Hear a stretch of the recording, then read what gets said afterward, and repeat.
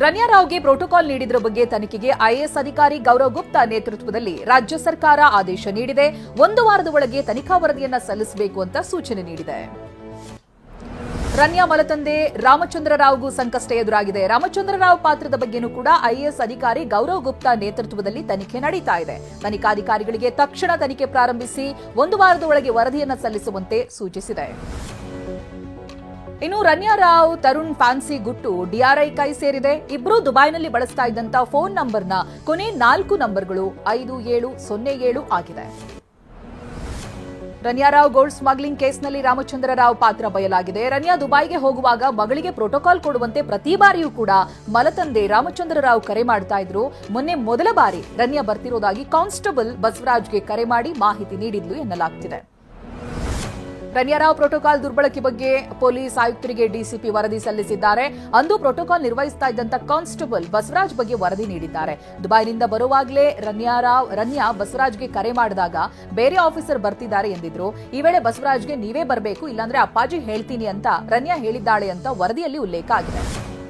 ಬೆಂಕಿ ಇಲ್ಲದೆ ಹೊಗೆಯಾಡಲ್ಲ ಅಂತ ಹಿರಿಯರು ಹೇಳ್ತಿದ್ದಾರೆಂದು ಬಿಜೆಪಿ ರಾಜ್ಯಾಧ್ಯಕ್ಷ ಬಿವೈ ವಿಜೇಂದ್ರ ಪ್ರತಿಕ್ರಿಯಿಸಿದ್ದಾರೆ.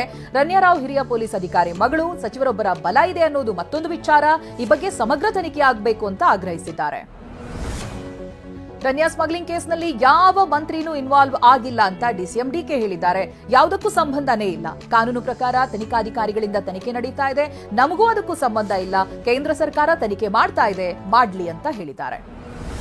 ಬಿಸ್ಕೆಟ್ ಬ್ಯೂಟಿ ರನ್ಯಾ ಗೋಲ್ಡ್ ಸ್ಮಗ್ಲಿಂಗ್ನಲ್ಲಿ ಸಚಿವರ ಪ್ರಭಾವ ಆರೋಪಕ್ಕೆ ಶಾಸಕ ರಿಜ್ವಾನ್ ಅರ್ಷದ್ ಪ್ರತಿಕ್ರಿಯೆ ಕೊಟ್ಟಿದ್ದಾರೆ. ಸಚಿವರ ಪ್ರಭಾವ ಇರೋದ್ರ ಬಗ್ಗೆ ಸುಮ್ಮನೆ ಆರೋಪಿಸೋದು ಬೇಡ.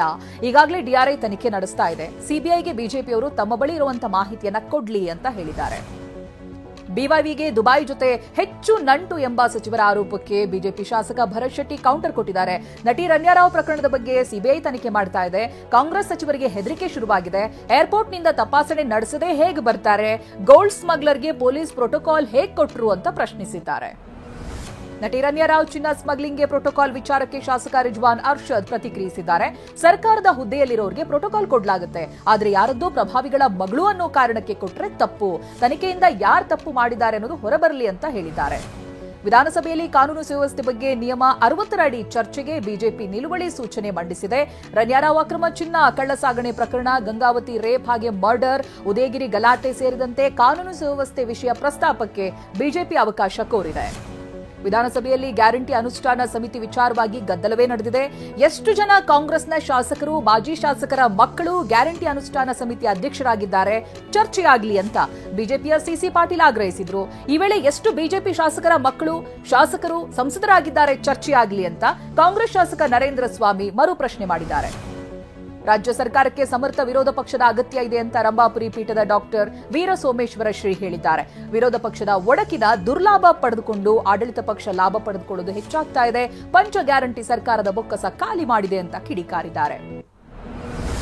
ನನ್ನ ಪರ ಸಮಾವೇಶ, ಸಭೆ ಮಾಡದಂತೆ ವಿನಂತಿ ಮಾಡ್ತೀನಿ ಹೀಗಂತ ಬಿಜೆಪಿ ರಾಜ್ಯಾಧ್ಯಕ್ಷ ಬಿವೈ ವಿಜೇಂದ್ರ ಹೇಳಿದ್ದಾರೆ. ಸಭೆ ಮಾಡಿ ಮಾತನಾಡುವಂತ ಅವಶ್ಯಕತೆ ಬರುತ್ತೆ ಅಂತ ನನಗನ್ಸಲ್ಲ. ಕೇಂದ್ರದ ನಾಯಕರು ಎಲ್ಲವನ್ನೂ ಗಮನಿಸ್ತಾ ಇದ್ದಾರೆ. ಈ ರೀತಿಯ ಜಾತಿ ಸಮಾವೇಶ ಮಾಡುವುದು ಪಕ್ಷಕ್ಕೆ ಲಾಭ ತರಲ್ಲ ಅಂತ ಹೇಳಿದ್ದಾರೆ. ರೈತರಿಗೆ ನೋಟಿಸ್ ನೀಡ್ತಾ ಇರುವುದನ್ನ ಖಂಡಿಸಿ ಶರಾವತಿ ಮುಳುಗಡೆ ಸಂತ್ರಸ್ತರು ಶಿವಮೊಗ್ಗ ಜಿಲ್ಲಾಧಿಕಾರಿ ಕಚೇರಿಯ ಮುಂಭಾಗದಲ್ಲಿ ಮುತ್ತಿಗೆಯನ್ನ ಹಾಕುವುದಕ್ಕೆ ಪ್ರಯತ್ನ ಪಟ್ಟಿದ್ದಾರೆ. ಆದರೆ ಡಿಸಿ ಕಚೇರಿಗೆ ಬೀಗ ಹಾಕಿ ಅನ್ನದಾತರನ್ನ ಪೊಲೀಸರು ತಡೆದಿದ್ದಾರೆ.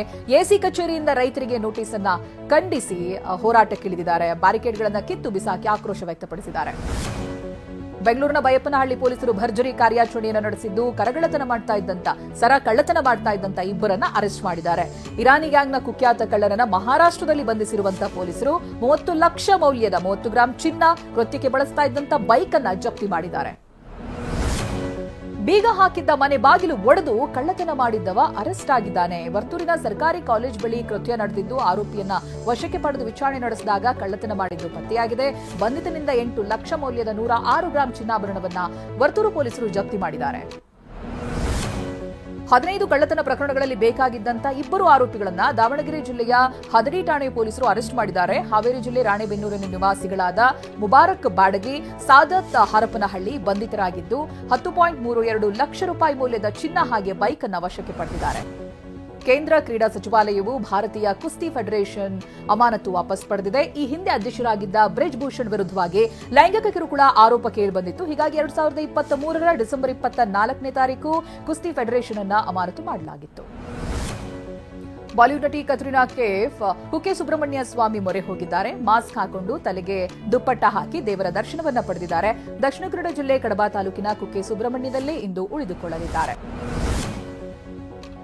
ಇನ್ನು ರೇಡಿಯೋ ಜಾಕಿ ಮಹೇಶ್ ಜೊತೆ ಯಜುವೇಂದ್ರ ಚಾಹಲ್ ಡೇಟಿಂಗ್ ವದಂತಿ ಹರಡ್ತಾ ಇದ್ದಂತೆ ಕ್ರಿಕೆಟಿಗಿನಿಂದ ದೂರವಾಗಿರುವಂತಹ ಪತ್ನಿ ಧನಶ್ರೀ ಮದುವೆಯ ಫೋಟೋವನ್ನ ಇನ್ಸ್ಟಾಗ್ರಾಂನಲ್ಲಿ ಹಂಚಿಕೊಂಡಿದ್ದಾರೆ. 4 ವರ್ಷಗಳ ದಾಂಪತ್ಯ ಬಳಿಕ ಚಾಹಲ್ ಧನಶ್ರೀ ವಿಚ್ಛೇದನದ ಮೊರೆ ಹೋಗಿದ್ರು.